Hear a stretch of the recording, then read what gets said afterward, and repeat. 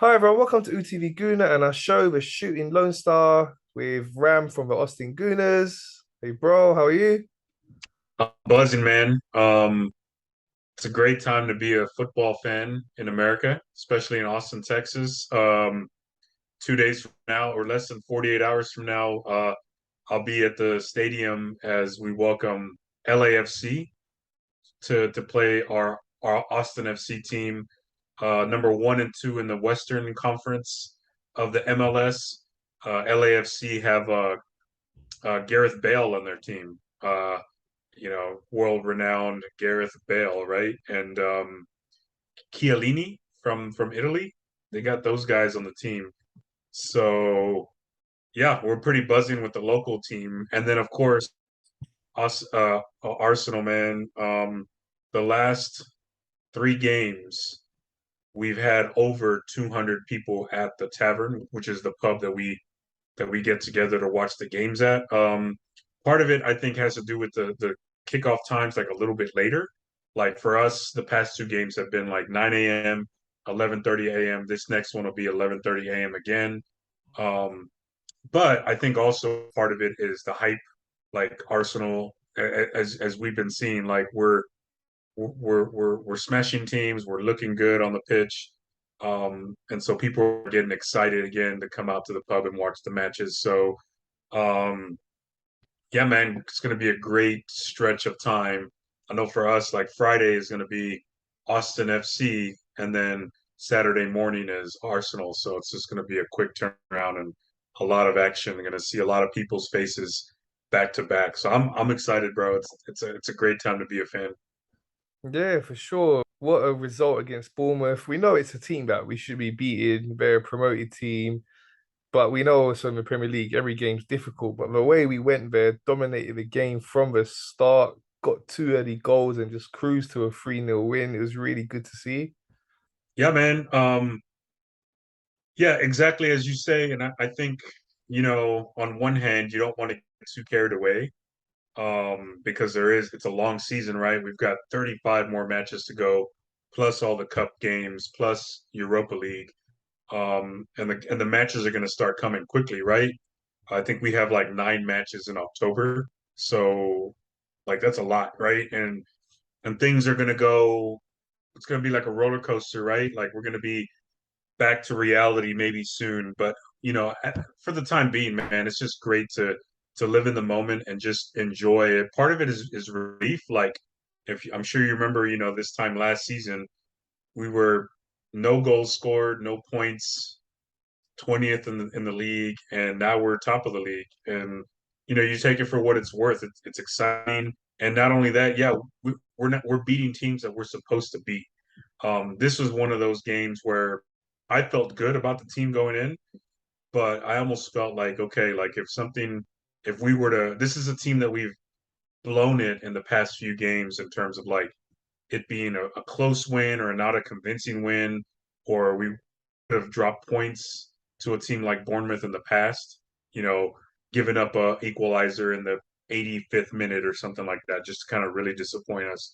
So the fact that he scored the first 2 goals emphatically at the top and really dominated possession. And then the one time I think that they started to kind of creep back in, to kind of make it a little bit more competitive, we just answered the call, if you will, and scored an amazing goal by Saliba, right? Like that essentially deaded the game at the 57th minute or something like that. So yeah, man. I mean, it's we look good, and we could have gotten the fourth without um, offsides, kind of buzz killing everything, but it was still exciting. I mean, we could have scored 5 or 6. As good as we were playing, like, and it's also it's a great feeling to have when you're like watching a game, you win 3-0, and you're like, damn, we could have almost dominated a little bit more than what we just did. So it's good to be disappointed by how not good we were, or how good we could have been, versus like disappointed in how shit we were. you know, very, very different feelings. But we go to the next one, man. It was great. Yeah, bro. 3 really good goals. So First goal, what a run by Gabriel Jesus. Such brilliant touch to take the ball down from Ben White's pass. Then he just ran out of the defense, beat a few men, passed it on to Martinelli, and then his shot rebounded out to Odegaard for a nice finish. It was an easy finish, but still, he was in the right place, put it Right away time. nicely. Great goal. Yeah, dude. Even I would think Martinelli would be a little bit upset at himself for not scoring.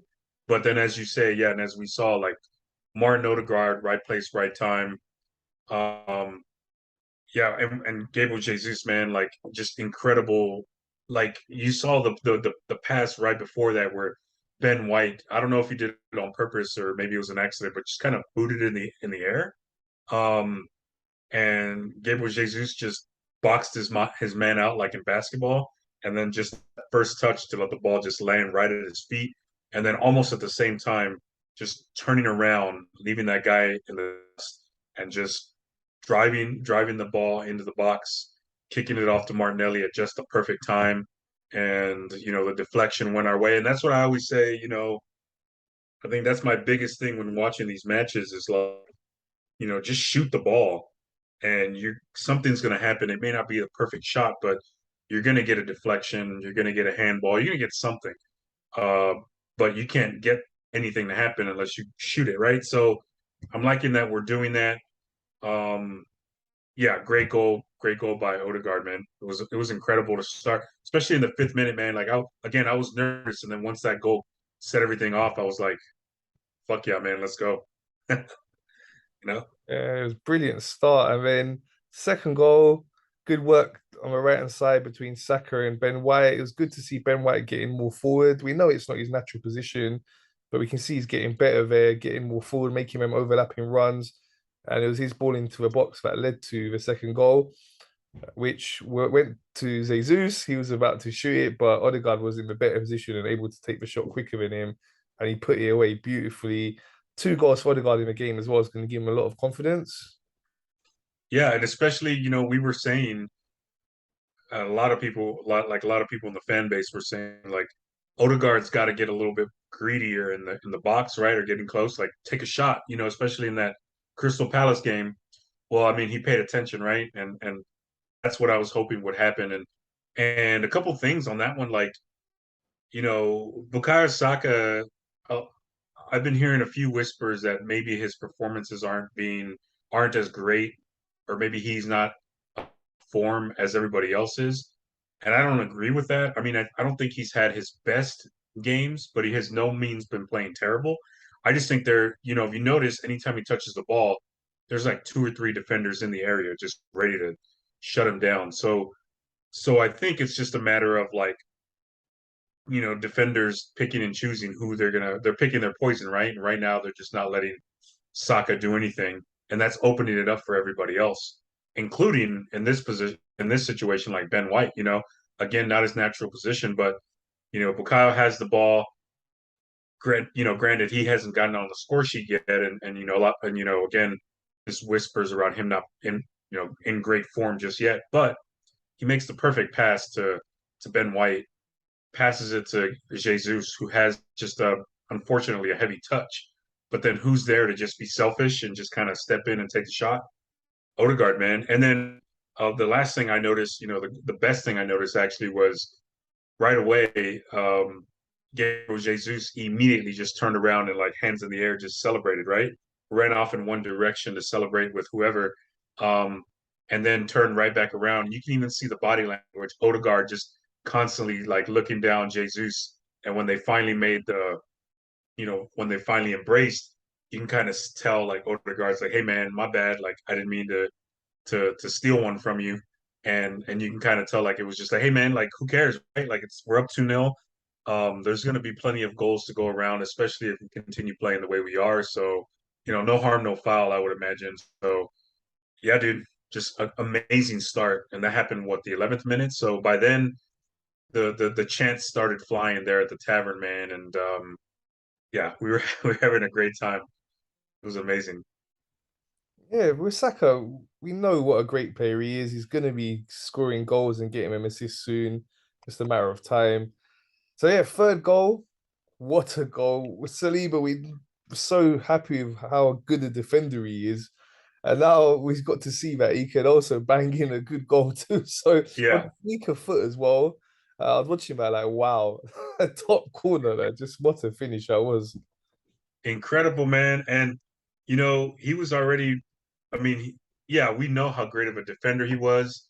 I mean, even in the beginning of this game, there was a play where he ran down their striker, who is the fastest guy ever anyway. But you know, he was he the way he just ran him down was just a thing of beauty. And yeah, that goal. I would also like to note that Bukayo Saka was the player that drew the foul, that set up the free kick that led to the goal, right? It was a short kick off to Martinelli, who did the long crossover to Granit Xhaka, who's getting in. Like, I like the fact that he's getting in on the action as well, man. He's looking real good and like a brand new player.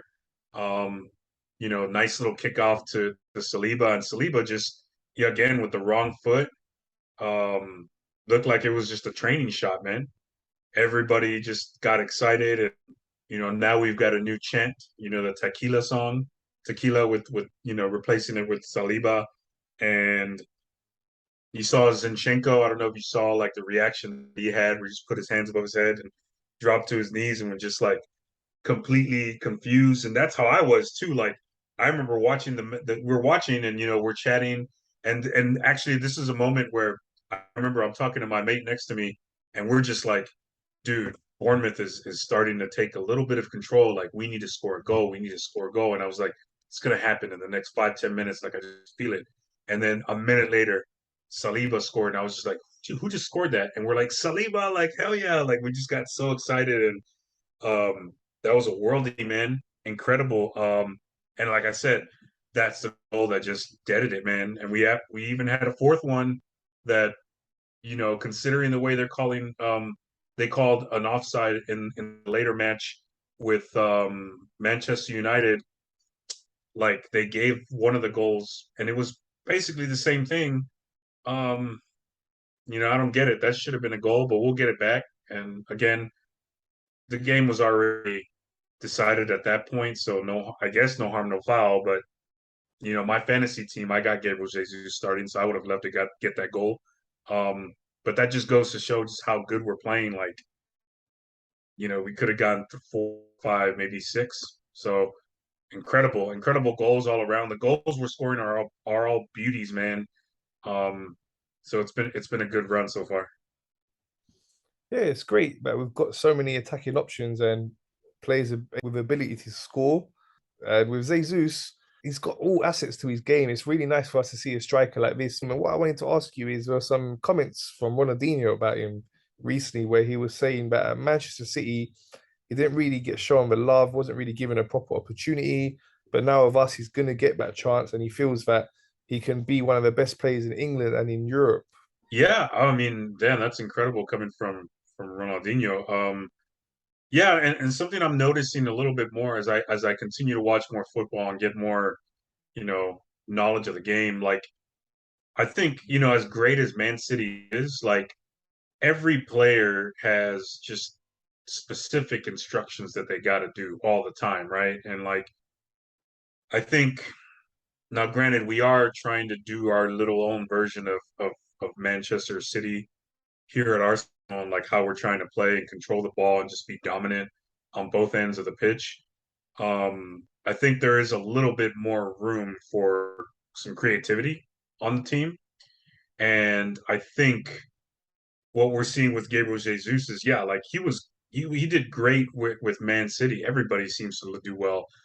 Same thing with Zinchenko, right? But I think as they've come over here to Arsenal, there's a little bit more of just kind of letting them, taking them off the leash a little bit, if you will. Now, granted, we still play a specific way, and I'm sure there's, it's still an orderly type of chaos that we play with. But yeah, I mean, we've only seen it in 3 games, and granted, teams are going to adjust and probably start targeting him a little bit more. But I'm hopeful everybody else is going to be able to just feel that like they're going to be part of the game anyway.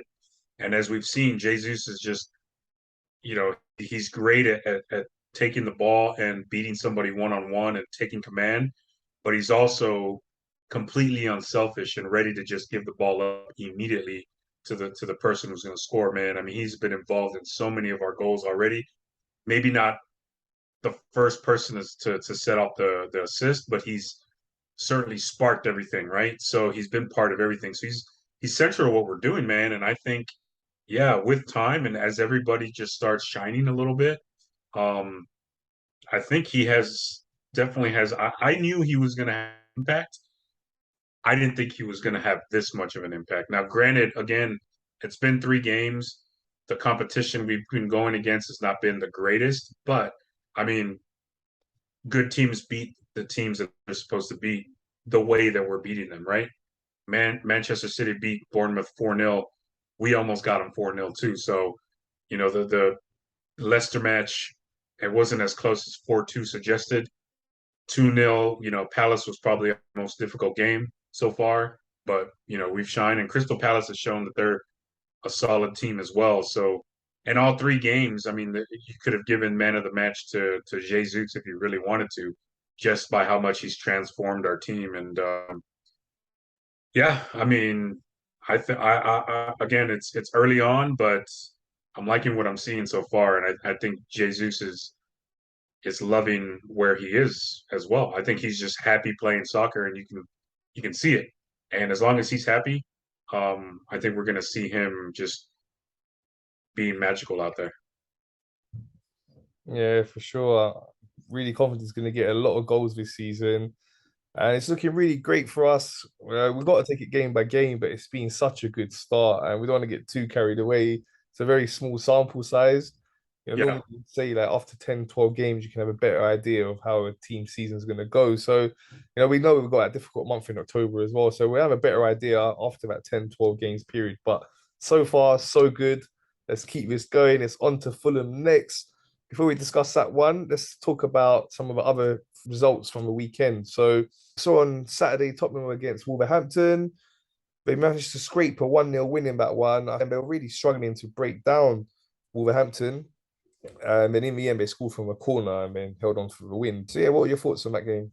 yeah, that one was kind of a little bit of a snooze fest in the first half. Um, and Wolves continue to just be that team that's well organized and hard to do well against. To be fair, like it's not necessarily Tottenham was being bad, although there were some elements of that. But I think Wolves are, yeah, again that team that isn't that easy to play against. Their main problem is going to be scoring goals, and that's kind of what's always been their issue, right?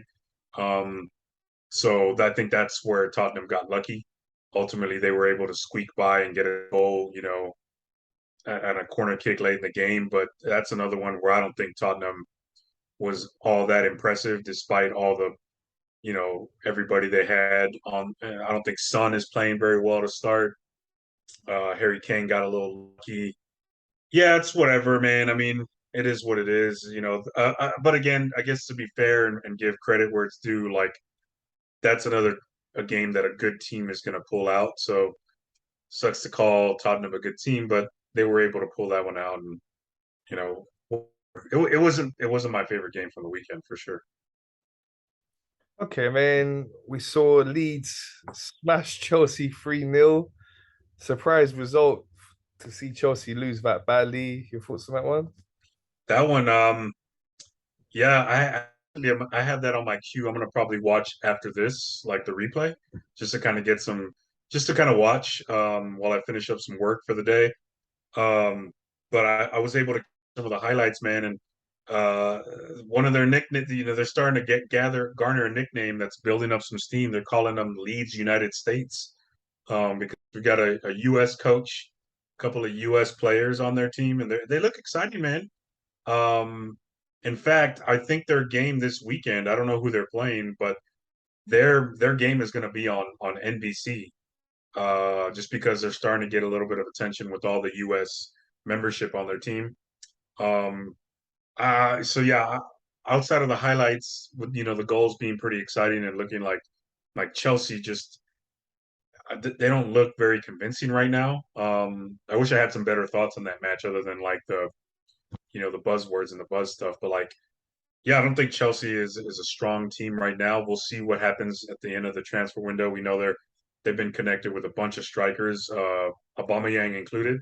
I think that's where they're struggling, right, to score goals, or at least to have a threat to score goals. So like when they can't score, I mean, as much possession as they want, or they like to have, it's not doesn't do them any good if they can't score goals, and that was our problem in the past. So yeah, Thomas Tuchel has a lot of work ahead of him to kind of inspire those boys to do better. But I'm glad that they dropped points. I'll say that much. But it does make Leeds makes me a little bit nervous about this Leeds team gaining momentum. But again, that's another one of those teams that just is always going to be tough to play against. So we'll see what happens with them. But again, great to see Chelsea drop points. Yeah, for sure. And then after that, on the Sunday, there was a really good game between Newcastle and Man City. Newcastle played really well, finished 3-3, well, at 1.31 up in that one. And we know how good Newcastle are in recent times. We experienced it ourselves end of last season where they played us off the park. Their team Mm. is getting stronger and stronger. We know how much money they got and the investment that they can make into the team. So they're going to be a serious force in the next couple of years. But even at the moment, they've got a very good team. And to play that well against a team like Man City, for Man City, you could say maybe 2 points drop, but at the same time, it's a difficult game. And they were 3-1 down at the point. So to come back to 3-3, you'd say a draw in the end was a good result. Yeah, man.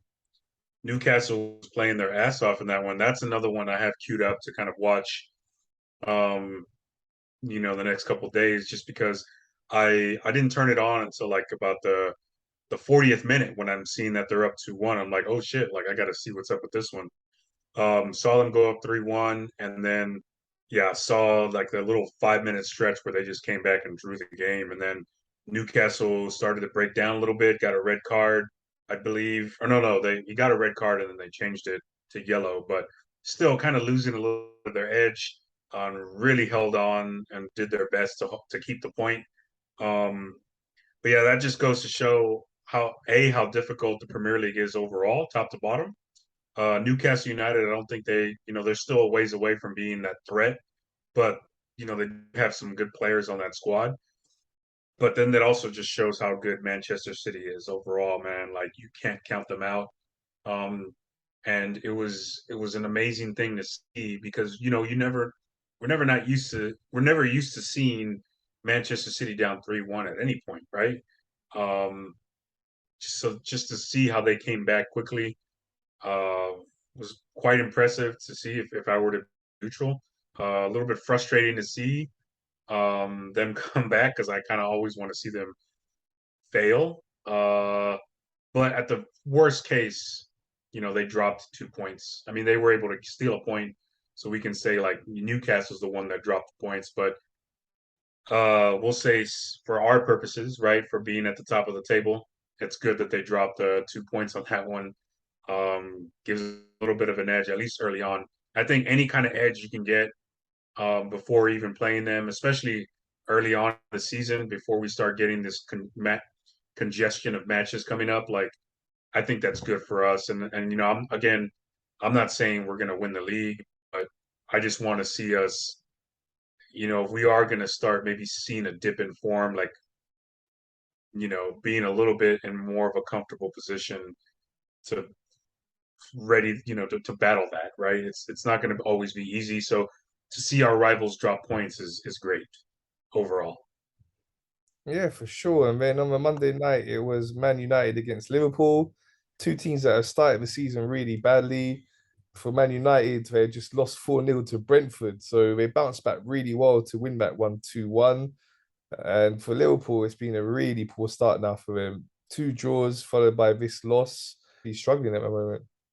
Yeah, man. And for Manchester United, it was almost addition by subtraction. They benched Harry Maguire and Ronaldo, man. And I texted my buddies who are United fans, and I was like, that was probably the best thing they did. I mean, I know Maguire's like a darling because he's on the England squad or the captain on the England squad, and or I don't know if that's Harry Kane or whatever. But yeah, he's a hero, right?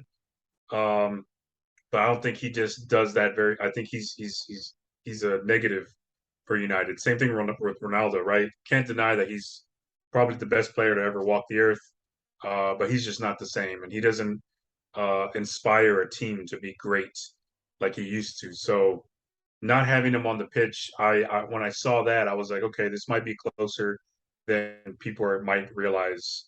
I was still hoping for like a Liverpool win, again, just kind of or a draw at least. I was rooting for the draw, uh, but again, I think in terms of let's just say that like let's say we want our Arsenal to run for the title.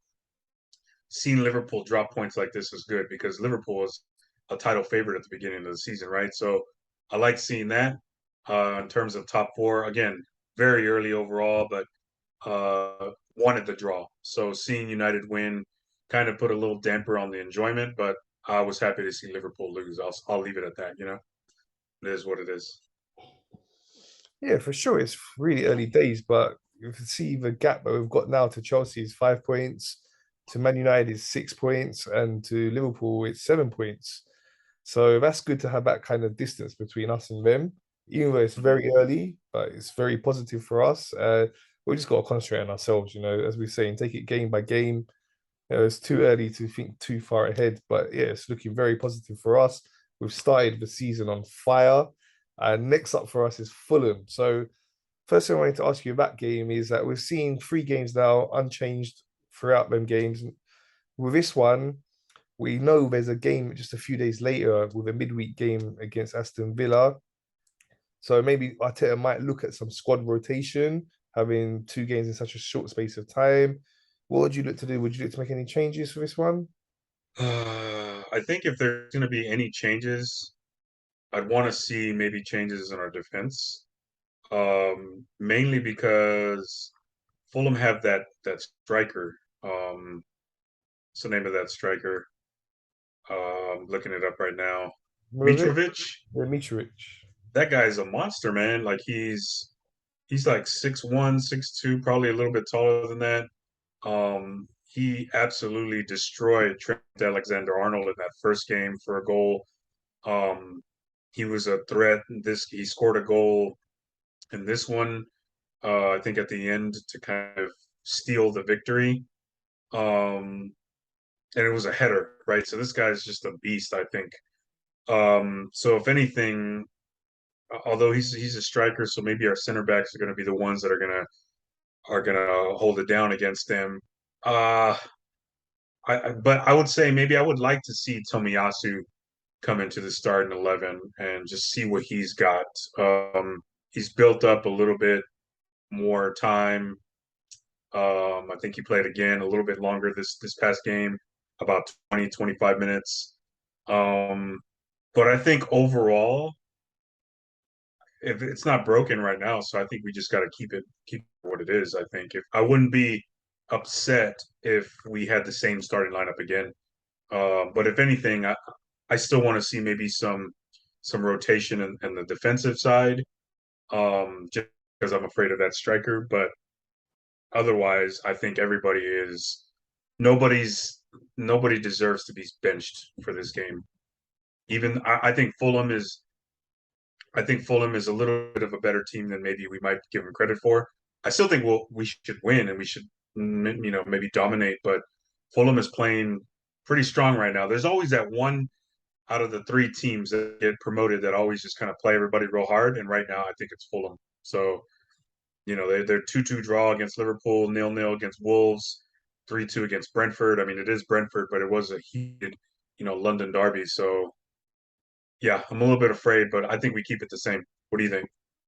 Yeah, I think at the moment things are working so well. The only thing, like I was saying, is because we know we've got this game a few days later, we might Villa? resting some players. Is it this case of you say, okay, out of the 2 games, which one's easier that you might want to rest players more so against Fulham than you would against Aston Villa? But I'd say both teams are on a similar level.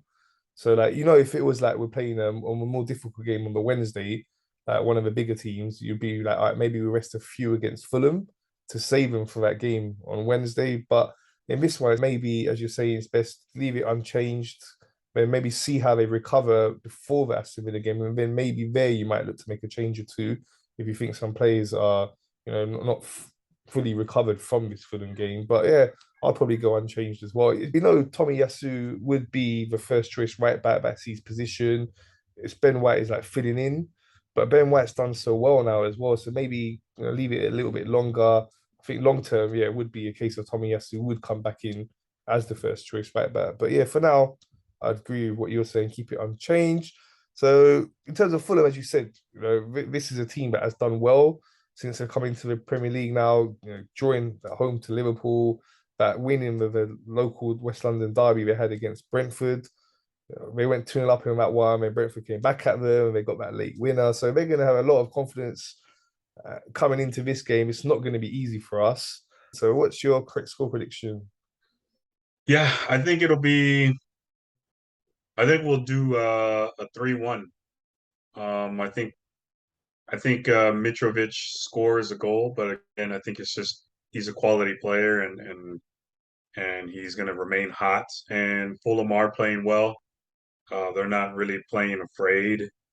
They got some good players. I That's one of the games I did watch in full, them and Brentford, just because my understanding, I read about it and like that's a really hype. It's a very interesting rivalry, right? Like this was the first time that they actually played each other in the Premier League, so that's kind of a historic thing.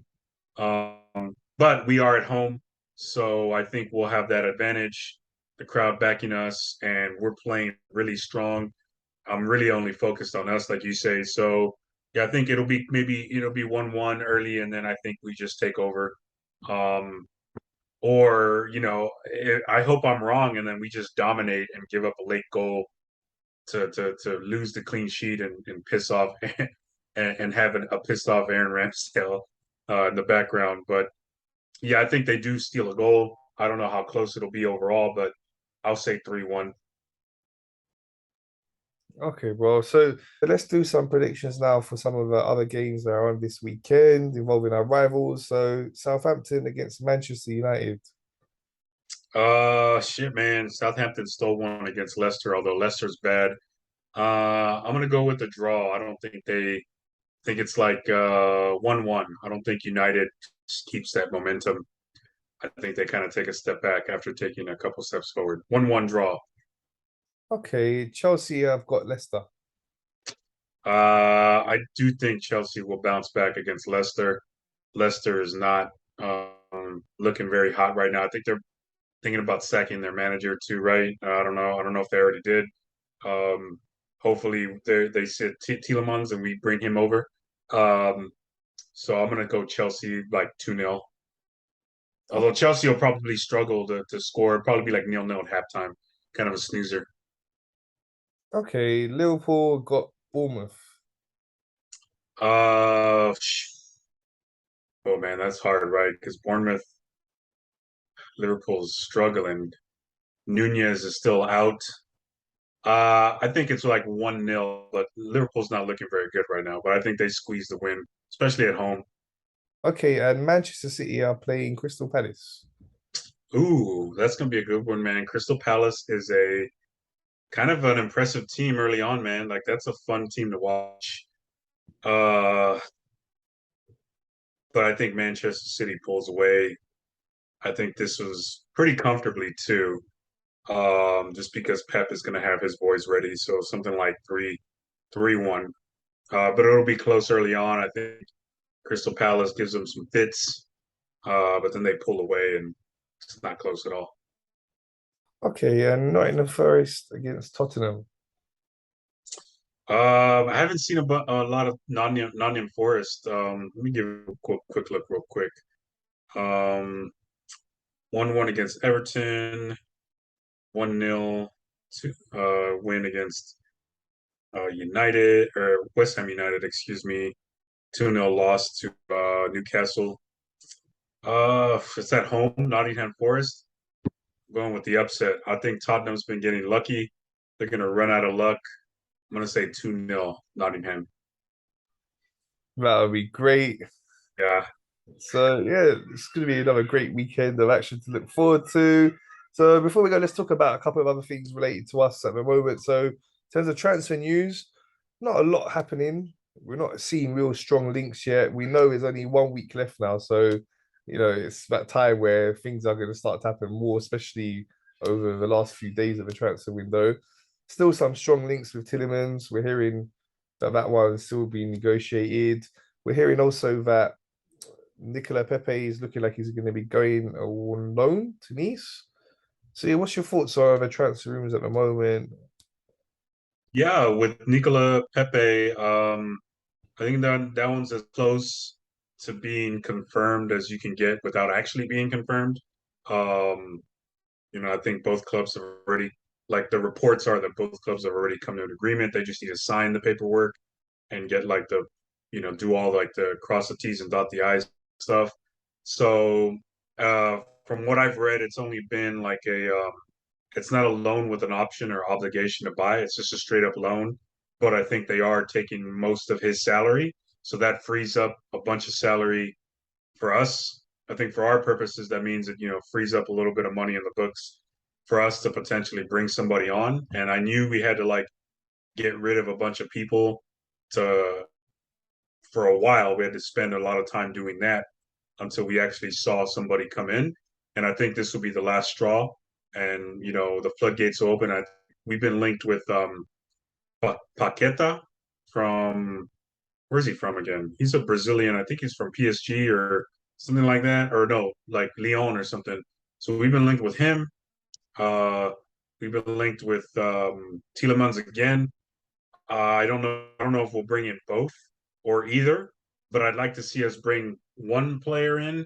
If I had to pick a player, it's going to be tough, man, because I'm really afraid of how much Liverpool is struggling without their midfielders, and that kind of gives me a little bit of PTSD from how much we struggled when our guys got hurt.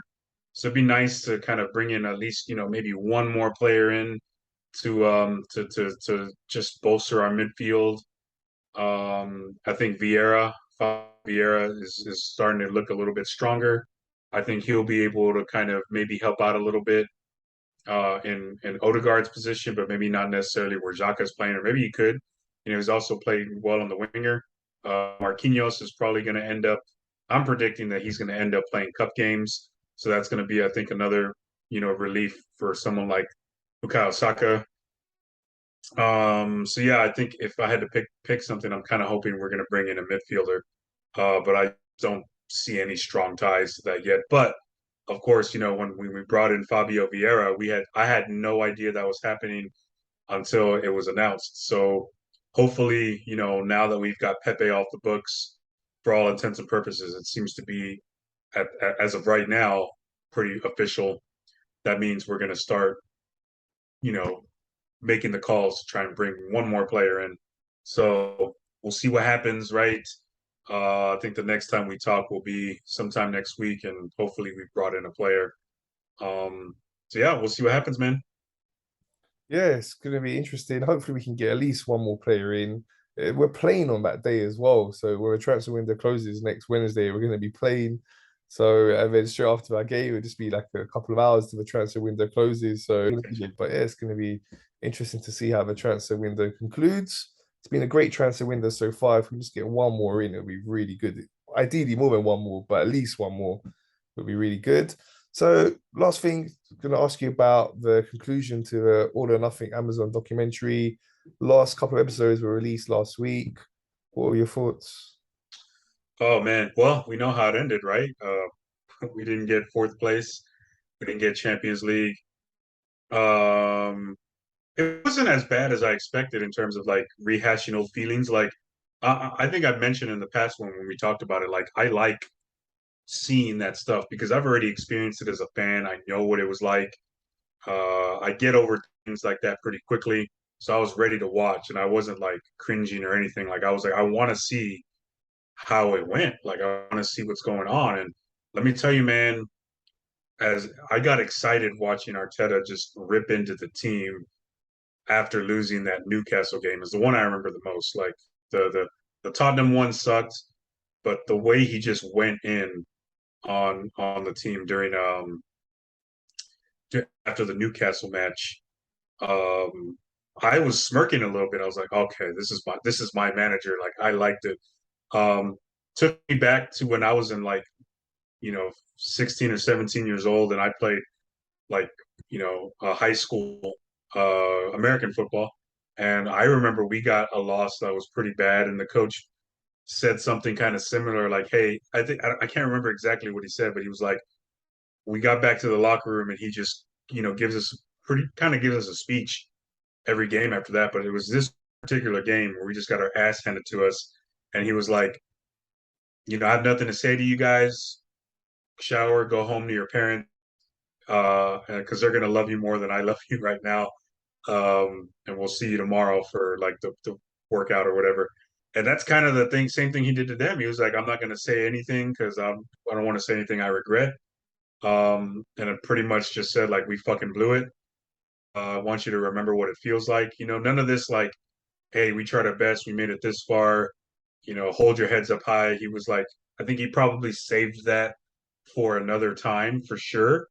But in the moment, like he dug it in even more. Like we fucked up. Like he was just like all this work and we just fucking spoiled it and we ruined it. We blew it, everything. And he was laying into him, and you could see the players just really feel bad about it. And I was like, well, fuck yeah. I mean, that's what we needed. We got a young team. They need to know like this fucking sucks. You're playing for, if you're going to be playing for trophies and all this kind of stuff, like you're gonna go through this kind of disappointment. And that's kind of what I saw. I saw a team, kind of, again, I kind of got a lot of my assumptions, what's the word? Like affirmed, if you will. Like I knew what was happening behind the scenes in my head, but it was just cool to see it and be like, okay, yeah, that's exactly what I was kind of expecting. Was just a young team that just was not ready to live up to the moment. We choked, we bottled it, however you want to say it. It sucks, but that's what a young team does, right? Especially when they've never experienced it before. So um it's really interesting to see Arteta, who's succeeded.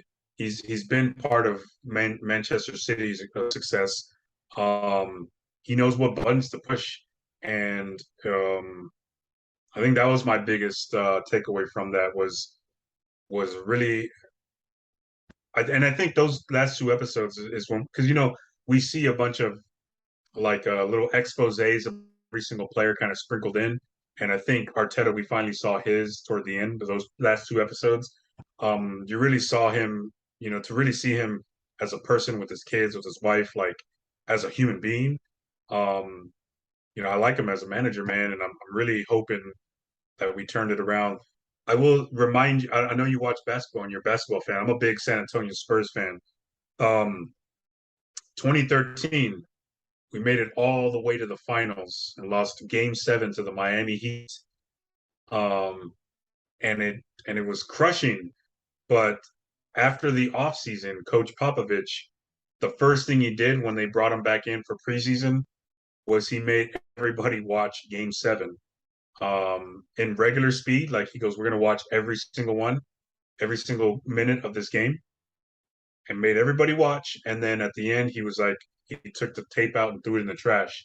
More symbolic, right? But he was just like, all right, now we get that out of our system now, and let's get to work moving forward. And then they ended up just kind of, boom, winning the title the next year. Again, I'm not saying that we're going to win the title, but last season was definitely felt like, especially the way we're starting now, last season was definitely one of those catalyst moments to kind of like listening to that speech that he gave after the Spurs loss, after the Newcastle loss, and then thinking about how they're reacting now.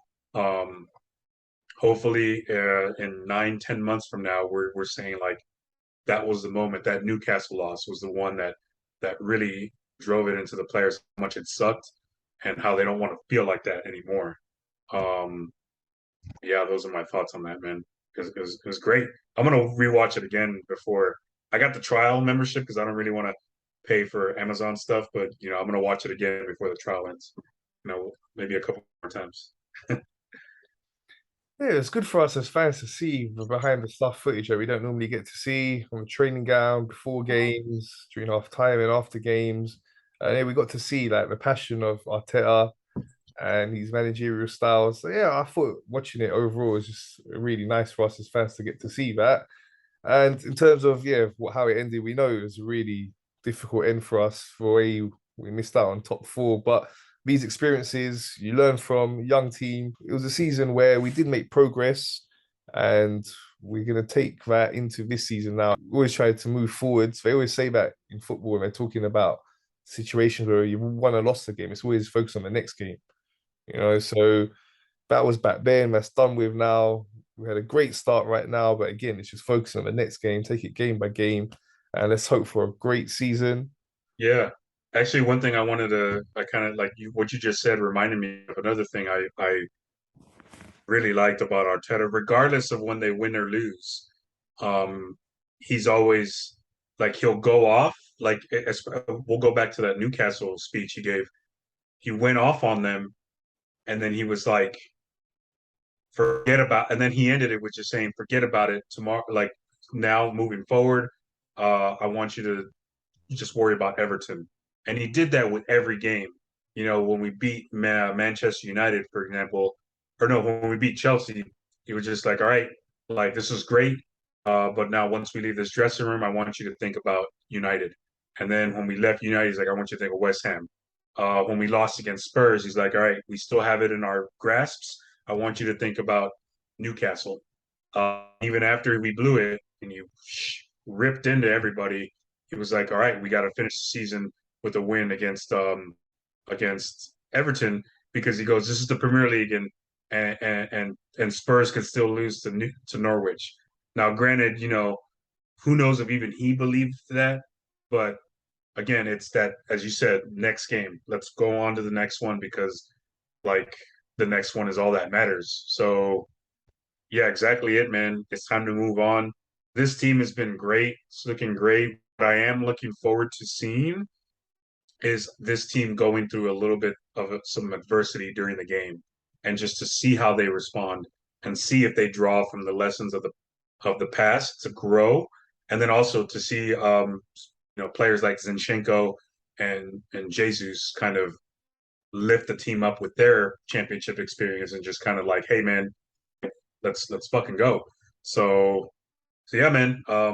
Great to see, that series. I love All or Nothing overall, man. If you have a chance to watch like the American football ones, I would recommend like the Arizona Cardinals or the Dallas Cowboys. Like, it doesn't necessarily, I mean, you don't get a lot of like the sport explanations or whatever. Like, so if you don't, you don't know if you're find the rules confusing or whatever, it might not be like the most insightful one, but it is kind of cool to just see how coaches and players interact with each other and stuff like that. And just kind of how these leadership themes go across all sports around the world, man. So yeah, man, I love that shit. So I eat that up all the fucking time. I'll watch whatever soccer shit they have on Amazon and Netflix. I don't care who the team is. Like it's fucking incredible. Yeah, I hope they do one on an NBA team soon. That would be nice to watch. That'd be really cool. Yeah, Yeah, yeah, they do. So, all right, bro. Thanks for your time. Look forward to speaking to you next week. Gonna be a lot to talk about. Two games and the transfer window. So, yeah, looking forward to that. yep. So, yeah, thank you, bro. Thank you, man. We'll see you next time. Come on, you Gunners.